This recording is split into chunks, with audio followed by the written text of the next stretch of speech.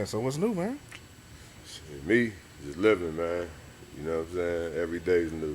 Because I'm living. You know what I Yeah. mean? Yeah. Just Yeah. out the way. I'm like a bear in the cave hibernating. Yeah. Just chilling, you know. I'm good, though. You still get down with the music, or you just kind of just chilling now, taking the back Not at seat? all, man. It's for the new generation. I let them have their lane. You know what I'm saying? Yeah. Michael Jordan ain't sitting there trying to come out there and play with. You know what I mean? You let Kobe and them do their thing. Let LeBron do his thing. You don't want to interfere. Let the young boys do their thing, man. Yeah. Yeah. You know? I mean, we were just talking about that. When did you kind of start feeling like, this really might not be my thing no more? Well, what it is, man, you gotta understand it. Father time. You know what I'm saying? And plus, the music generation is young. So, you gotta appeal to the younger kids. You know what I mean? You gotta constantly recreate yourself if you want to be there. But I mean, I've been doing this. My first tape came out in 1989. You know what I mean? Man, we started in '89. I put my first tape out in 1989. Wait. So So '89. I was still in Pittsburgh. That's what I was gonna say. If you ever heard of Sam Sneed? Yeah. You was Well, down with Death Row. Yeah. Yeah, well, we all from the same projects. That was my first producer. No shit. We produced our first tape together in '89 before he went out there with to Bro, you just blew LA. my mind just now, man. No shit. Okay, wait. So we got to back up. Let's go back to Pittsburgh. Yeah, Just coming up in Pittsburgh. Talk about that, man. Because, I mean, other than, Wiz is known for Pittsburgh. You know what I'm Yeah. saying? Mac Millen, that's later on. But, yeah. Well, you know what I'm saying. Well, Wiz and them, they came at a later time, right. and they really ain't from the streets. You know what I'm saying? So, by the time I heard of Wiz Khalifa, he had already blew up, but I never heard about him in the streets. You know what I'm saying? But I'm from the heart. I'm from the streets of Pittsburgh. You know what I'm saying? And put my first tape out, I was '89 from Harrison Village Projects. Me and Sam Sneed, he stayed in the building right behind me.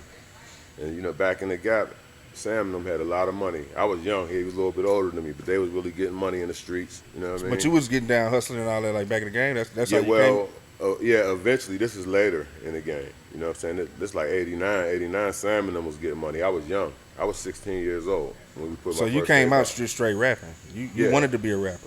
Yeah. Yeah, I've been rapping all my life. I've been rapping since I was in sixth grade, beating on desks, not even paying attention to my teacher, yo. You know what I mean? So just writing music, And so music was always a thing that I did, But whenever I came to Houston, actually Sam's stepbrother, Glenn Wallace, he was manager for Suave House.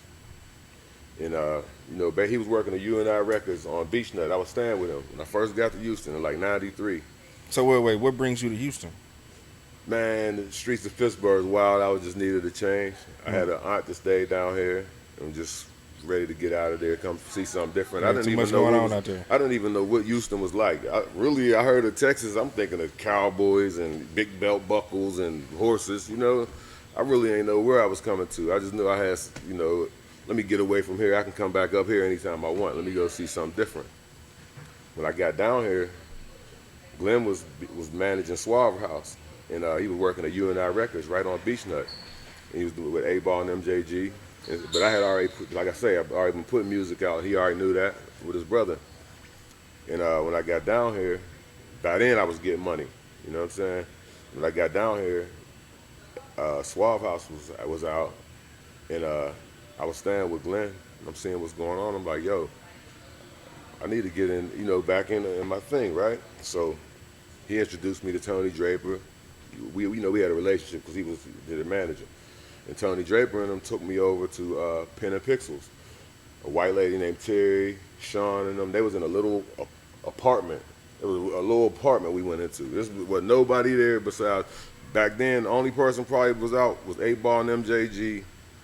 UGK might have been out here. Well, UGK was already out. You know what I'm saying? But 8-Ball and them was independent, trying to be out. I knew about Scarface. You gonna know about rap a lot when you come to the South. That's the main people you gonna know about. But this is early 8-Ball. Yeah, this is early. Yeah.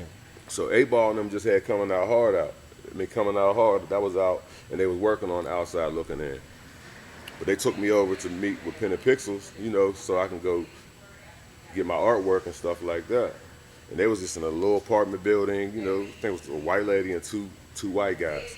And once they introduced us to them, it was like, first of all, they made us feel comfortable. Having money from the streets, you really kind of nervous about where you go place it because you don't want the IRS running up on you and all that other stuff. But whenever we met them people like made us feel comfortable. We bringing in brown bag money to them or whatever. But at the same time, she gave us a game plan. But this is with Pen and Pixel though. Pen and Pixel. This ain't Southwest Wholesale. This ain't Southwest Wholesale. This is Pen and Pixels. This is who we spent. Like I might have spent like $1,500 to $2,000 for that portrait I paid for the picture. But the knowledge that she gave you back from spending that artwork was the priceless because she basically was giving you the game. You need to print to get your merchandise. You need to get your licenses. You need to get your barcodes. You need to get your T-shirts. You know, your promotional She just lace you up all right there. And also, I'm gonna take you over here to show you how to get into a distributor to get your music distributed.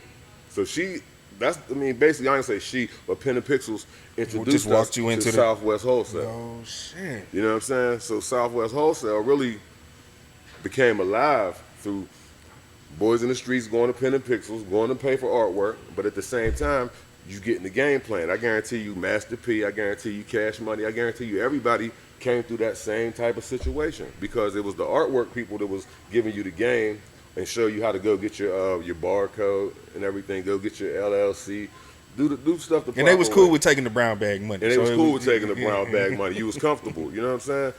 So that's who gave us big posters, you know what I'm saying? Your packaging. So once we met them, it was kind of like they showed us how to make it professional and do it the proper way. But it was like you got to take the plan and you got to work the plan yourself, though. You got to get out there and go to record stores with you know what I'm saying, with one sheets, getting the record stores to order from the distributor. You know what I'm saying? So, but this still game though. They gave us the blueprint. You know what I'm saying? So once we got the blueprint, that's where really the whole independent game I feel like started in the South. You know what I'm saying? Like E40 and them was out there doing it their way, but down here in Houston, Southwest Wholesale became so big. It was just like a little one-stop record shop where people would buy records from, but all of a sudden you start having people coming out like Kiki and them selling so many units that other distributors had to buy Lil Kiki and those products off Southwest because Southwest was the only people who had the product.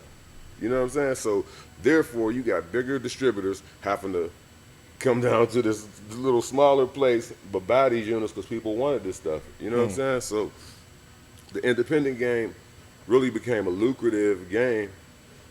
But the different thing with me was I wasn't from Houston. So it took me a while to get with the Houston swing of things, you know what I'm saying, to make people feel me, you know what I'm saying, because I'm from somewhere different. Donnie Houston.